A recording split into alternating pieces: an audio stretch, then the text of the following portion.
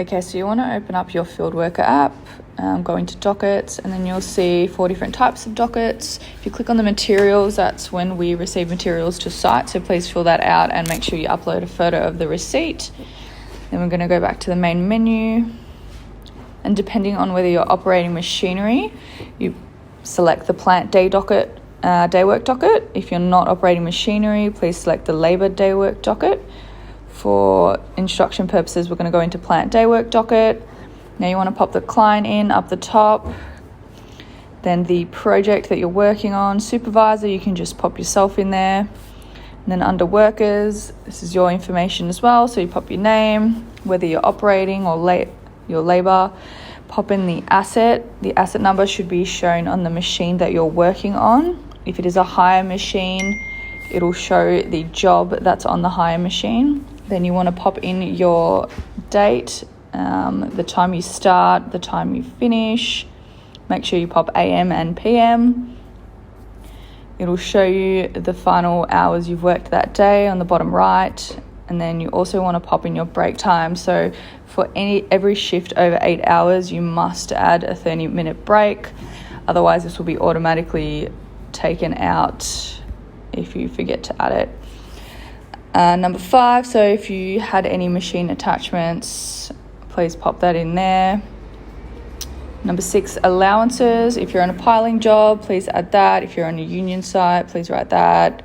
If you know your site allowance, you can note that in there as well. And any description and comments, such as being rained off, you can add that in there. So make sure you sign it yourself and then just press save.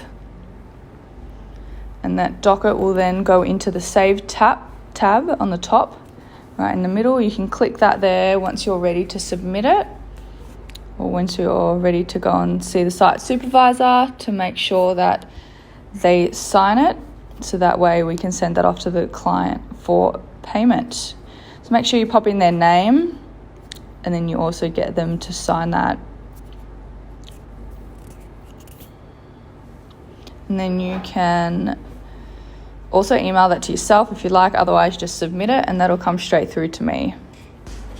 Okay, so after you've completed your day work docket and gotten that signed by the site supervisor, you want to go and fill out your timesheet. Now your timesheet should be filled out and submitted daily. That way you don't forget, and we can make sure we pay you for your week of work. Okay, so from the main menu, we want to click timesheets. We want to create a new timesheet. Now make sure you pop the date, the client, the project, the task you were doing. Don't worry about the location. Under activities, you want to make sure this reflects your docket. So I had popped in operator here.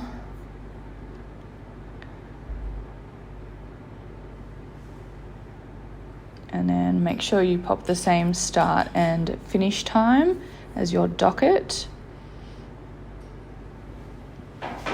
Add your break time in. It'll show you your total time worked. You can check the allowances if they're relevant to the job. And then where it says dockets, this is where we're going to attach the docket we just did previously. So select the docket, click the docket for today. That should automatically populate for the same day.